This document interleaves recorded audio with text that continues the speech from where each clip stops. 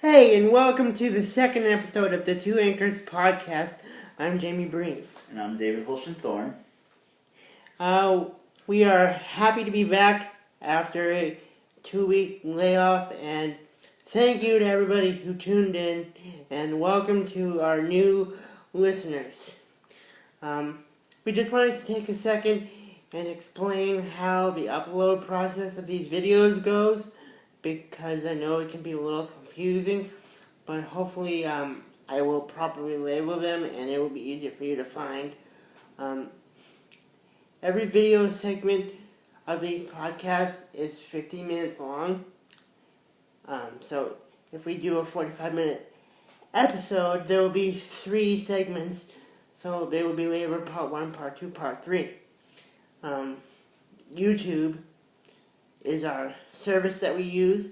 So they usually, if you follow the first video link, it will usually lead you to the second one, and so on and so forth.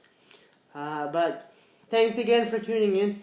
And this week we are talking about a pretty interesting topic, and we're happy to be here, and we're going to introduce it now. But thanks for listening to a little housekeeping that we had to do, because we want as many people to benefit from this as possible. So this week we are talking about what, Dave? We're talking about how you see a lot more, or Hollywood try to use the symbolism of people with disabilities or challenges in TV in the public eye, such as Game of Thrones. We'll try to connect Game of Thrones a little bit. The Good Doctor, and what was the third one you said, Jamie? It was the third one was called Stranger Things, and all these different shows do a good job of talking about disability culture, inclusion, and empowerment, and painting all of that in a good light to show what people with disabilities can do and what we can offer. And it just gives us an opportunity to show the world what we can do, and people in Hollywood and people in positions of influence, they have a golden opportunity to make a difference. And by making these shows, it's an opportunity for people with challenges to show what they can bring to the table. And the 3 shows we mentioned are just some of the shows off the top of our head that we think of that really stand out. So I just personally watched The Good Doctor last night for the first time, and it's about an autistic boy, Dr. Sean Murphy, and he's a surgical resident at San Jose St. Bart's Hospital, and he offers a lot of things in the way of understanding medical knowledge and having insight that the other doctors just don't have. And the way that his brain works allows him to see things in a different way. But what his disability prevents him from doing is relating to patients and being comfortable in social situations. But what we were talking about was, when you struggle with something, and this is like a basic human thing too, and just don't think that, we're talking strictly and solely about disabilities. This is a human thing too. We're all humans. We have struggles, and like we all know all too well, adversity does not discriminate. So there's nobody that stays away from it completely. But what the show goes into is his genius as a medical person, but then also his struggles with, relating to doctors and relating to patients and navigating the whole process as an autistic doctor trying to make it in the world. But he has a great advocate. And one of the opening scenes, his advocate, who is the president of the hospital, makes a great argument on behalf of Sean. And he goes, if we make the decision to hire Dr. Murphy, we will be making a statement that people with disabilities have something to offer. People with disabilities have value and have power. And we will be making a statement that everyone with a disability has a shot to make a positive difference in the world. And I thought that was very powerful. And as a person with disability who's confident myself, and who knows that I have a lot to offer, and who knows that I have special gifts and talents to offer the world, that's reassuring and powerful to me. And I'm very encouraged that the Hollywood scene takes time to look at stuff like that. And I know that Dave has some insight that he wants to say about this too, so go for it. Yes, I do. Like Jamie said, people with disabilities might have certain challenges that, but they are stronger in different situations if they're put in the right situation. Like, personally, myself, I'm not good at putting ideas down on paper, but I could, have a fluent conversation with anyone, help them,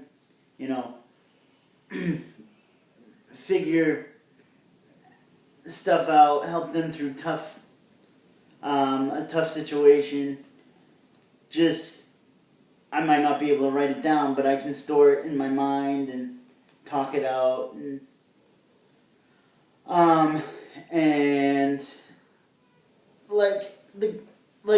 Jamie said, the good doctor, he might not be good with, patient care, and he might be, like, one scene. He's a little too blunt. He puts it out there, and you shouldn't do that. Right. You should be more cautious about how you present information.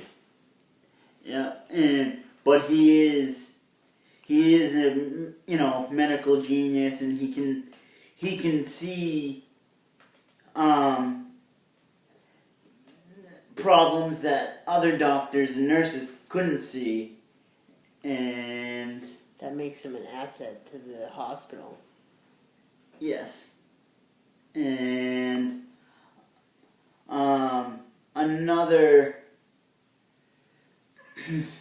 I'm more stronger talking about the game, just because the new Doctor's still new. Game of Thrones, that I know a lot of people watch. One of my favorite characters is Tyrion Lannister, and he's a character that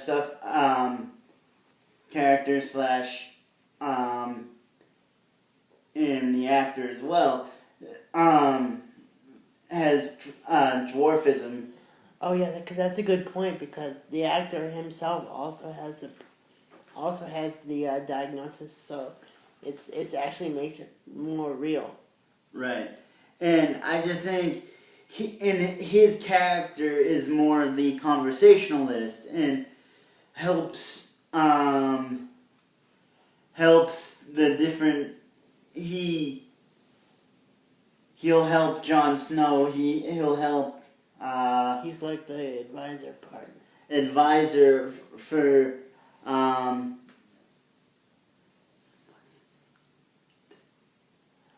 the Dragon Queen? Yes. Yeah. So yes, he's very, you know, short in stature, but he makes up with his mind and intellect and helps them plot ideas. Jamie, would you like to help me?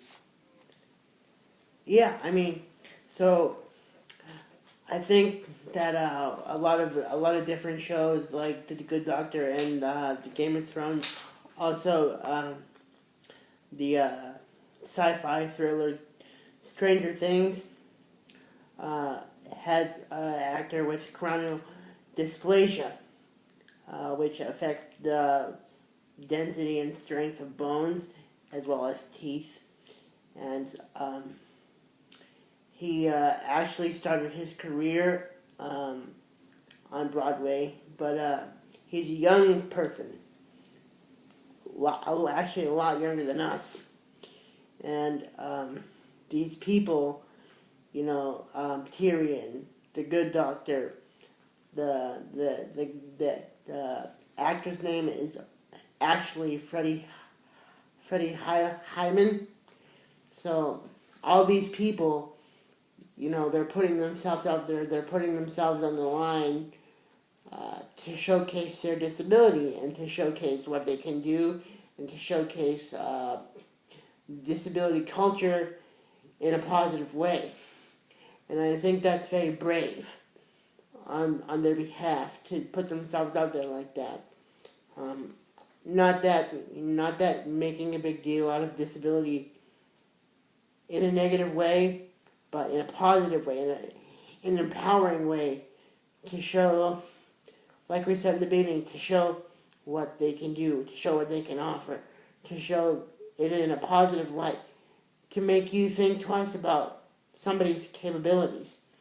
And I think that the more we put it out there as a part of our daily life, as a part of, you know, the quote-unquote normal society, the easier it will be for everybody to just accept it as part of something that we do. And it's like not just going above and beyond, oh, you have a disability, or you have a challenge, or you need help with this.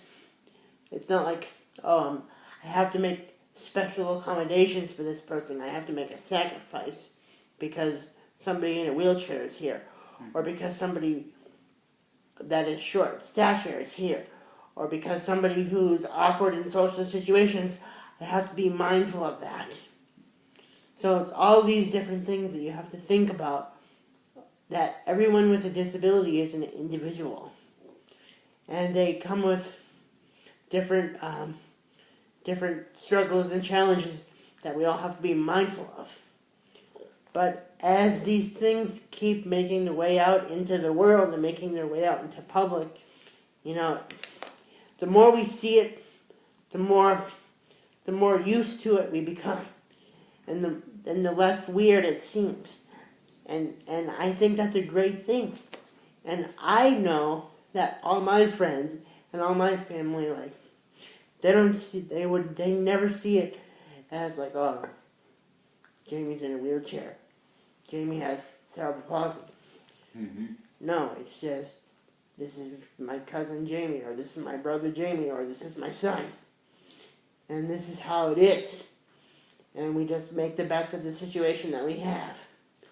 Because I know that it's not always perfect, but it's your life, and you only get one chance to do this thing right. So you want to be happy about the situation that you have, and you want to make the best of it.